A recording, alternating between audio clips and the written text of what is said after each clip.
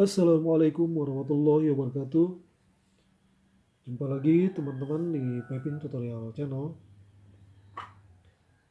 Pada video kali ini teman-teman, saya ingin masih membahas tentang flow diagram. Mana pada video yang kemarin saya sudah membahas tentang flow diagram juga, namun masih belum secara terperinci.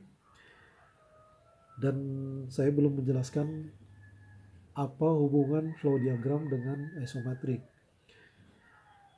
Nah, untuk kali ini teman-teman, saya ingin membahas tentang flow diagram ini secara lebih terperinci lagi dengan menyertakan isometrik agar supaya teman-teman paham hubungan flow diagram dengan isometrik. Di sini teman-teman lihat ada sebuah exchanger di sini, di mana di jalur pipa ini ada natural gas, kemudian masuk ke heat exchanger untuk dinaikkan temperaturnya. Kalau kita perhatikan gambar ini, semuanya terlihat lurus-lurus saja teman-teman. Kalau di isometrik ini bisa berbeda teman-teman, bisa turun naik, rolling, tergantung keadaan di lapangan. Contoh seperti ini. Di sini ada sebuah heat exchanger, kita gambar dulu sebuah heat exchanger. Nah, kemudian ada sebuah isometrik ya, di sini inletnya anggap aja lurus naik. Anggap aja pipa yang masuk ke sini dari atas. Ini cuma sebagai contoh. Kemudian ini arah utara selatannya. Kemudian turun lagi. Kemudian langsung ke barat timur. Itu bisa aja terjadi teman-teman. Pipa yang kita lihat lurus di diagram bisa terjadi isometriknya seperti ini.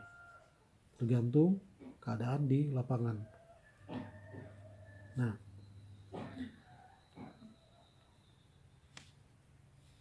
seandainya di sini ada palep teman-teman, apalagi cek palep. Nah, kita lihat dari arah panah yang ada di diagram ini. Arah panahnya masuk menuju ke heat exchanger. Otomatis di sini arah panahnya ke sini karena akan masuk ke heat exchanger sesuai dengan gambar ini. Nah, kita lihat di sini ada cek palep. Cek palep ini teman-teman tidak boleh terbalik arah pemasangannya di lapangan. Apa yang terjadi kalau ini terbalik arah? Maka bisa terjadi pecah di sini teman-teman. Karena sistem dari cek palep ini tidak boleh terbalik. Ya, saya kasih gambaran begini. Di sini misalnya flanges.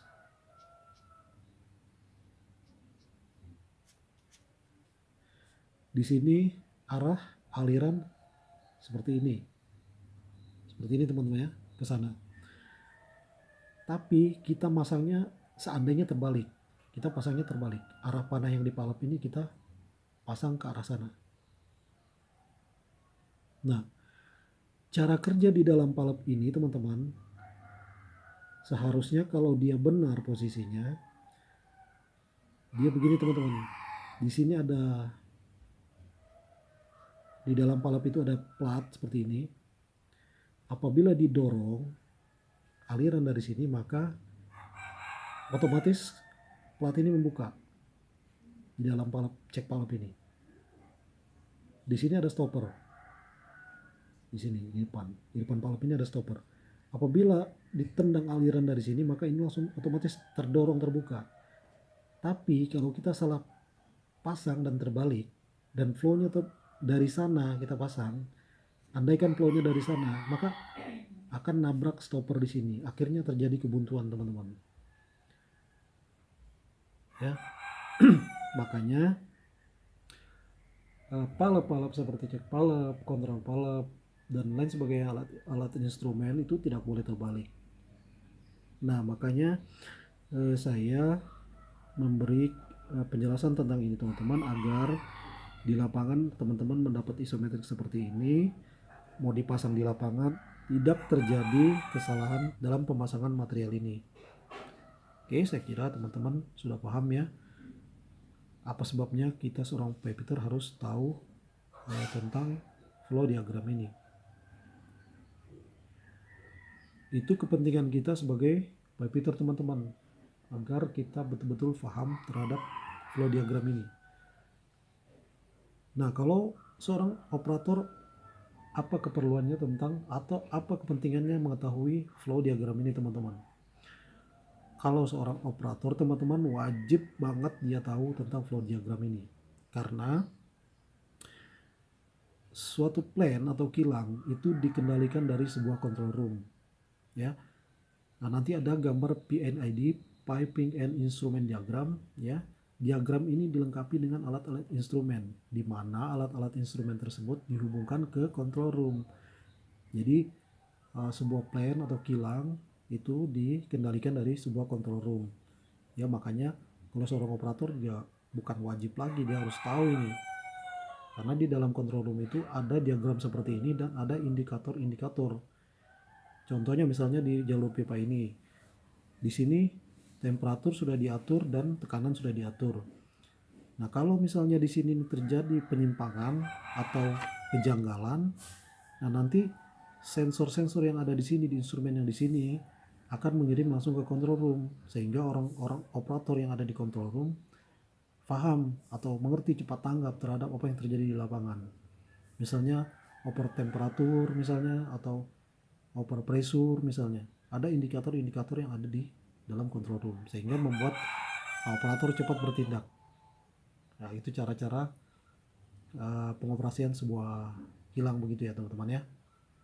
Nah, itu cuman tambahan aja. Oke, saya kira cukup ya teman-teman.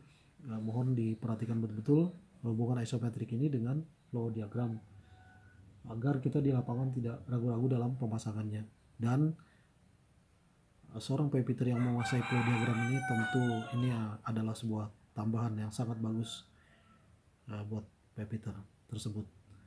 Itu aja teman-teman yang dapat saya sampaikan, mudah-mudahan ini bermanfaat di lapangan, dan saya mohon maaf atas keterbatasan ini dan kekurangannya. Saya ucapkan billahi taufiq wal hidayah. Assalamualaikum warahmatullahi wabarakatuh.